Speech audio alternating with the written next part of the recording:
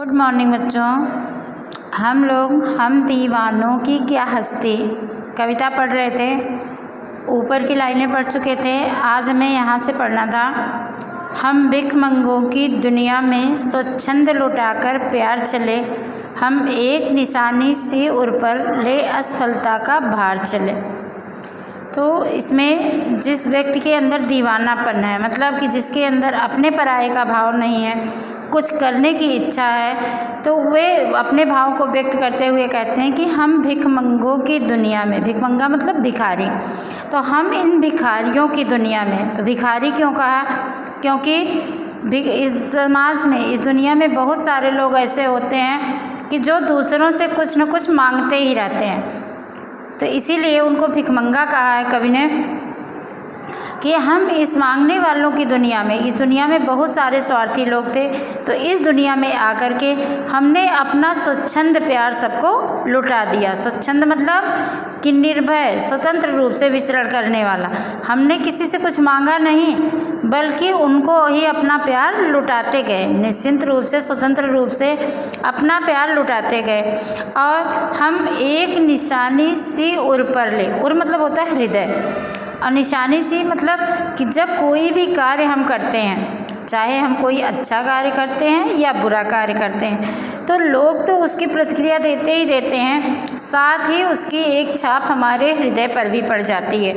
और उसको जब भी हम याद करते हैं, जब भी हमारे साथ कोई घटना घटित होती है, तो वह यादें फिर से ताज़ा हो उठती हैं, सबसे जीवंत हो उठती हैं। तो हम जिनके साथ अच्छा किए थे वो यादें, या किसी के अगर कभी हमसे कुछ बुरा हुआ, वो यादें हम अपने हृदय पर लेकर के, अपने सीने में लेकर चल दिए, उसकी एक निशानी हमारे हृदय पर लगी रही।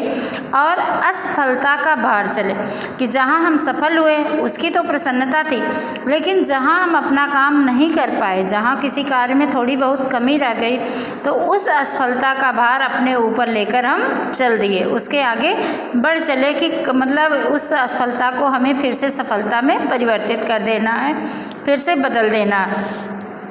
हम मान रहित अपमान रहित जी भरकर खुलकर खेल चुके,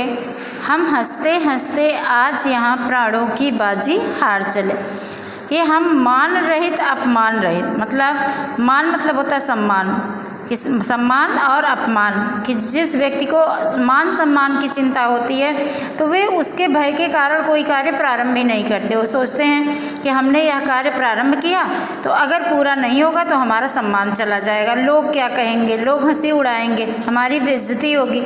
तो यह सोचकर लोग प्रारंभ नहीं करते, किसी कार्य को बीच में ही छोड़ देते, या तो प्रारंभ नहीं करेंगे या तो बीच में ही छोड़ देते हैं। लेकिन हम दीवाने लोग, कि जिनके अंदर कुछ करने की इच्छा होती है, हम लोग मान सम्मान की चिंता नहीं करते। रहित मतलब होता है बिना, उसके बिना ही हम बिना सम्मान के ही किसी कार्य को प्रारंभ करते हैं, कि मतलब चाहे अपमान किया जाए तो भी हमें करना है, और सम्मान मिले तो भी करना है। तो इसलिए हम जी भरकर खुलकर खेल चुके,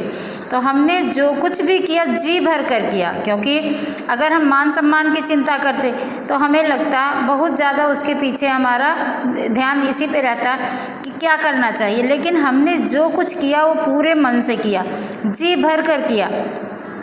इसीलिए हम हंसते हंसते यहाँ से यहाँ का मतलब कहाँ, संसार में,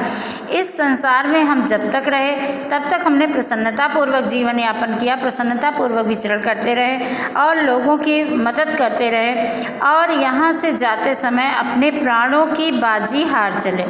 और जाते जाते अपने प्राण भी त्याग करके, लेकिन लोगों से कुछ निशानी लेकर भी तब चले। मतलब कि जो लोग सिर्फ अपने लिए जीते हैं, वो तो अपने लिए धन संपत्ति इकट्ठा कर लेते हैं, अपने परिवार की देख रेख करते हैं, लेकिन कुछ लोग ऐसे होते हैं कि अपने लिए बहुत कुछ नहीं इकट्ठा कर पाते, लेकिन समाज के लिए ऐसा कर जाते हैं कि समाज के लोग उनके न रहने पर भी उनको याद करते हैं। कि जैसे हमारे जो स्वतंत्रता सेनानी थे, कि आप में से किसी ने भी नहीं देखा था कि भगत सिंह कौन थे, चंद्रशेखर आज़ाद कौन थे,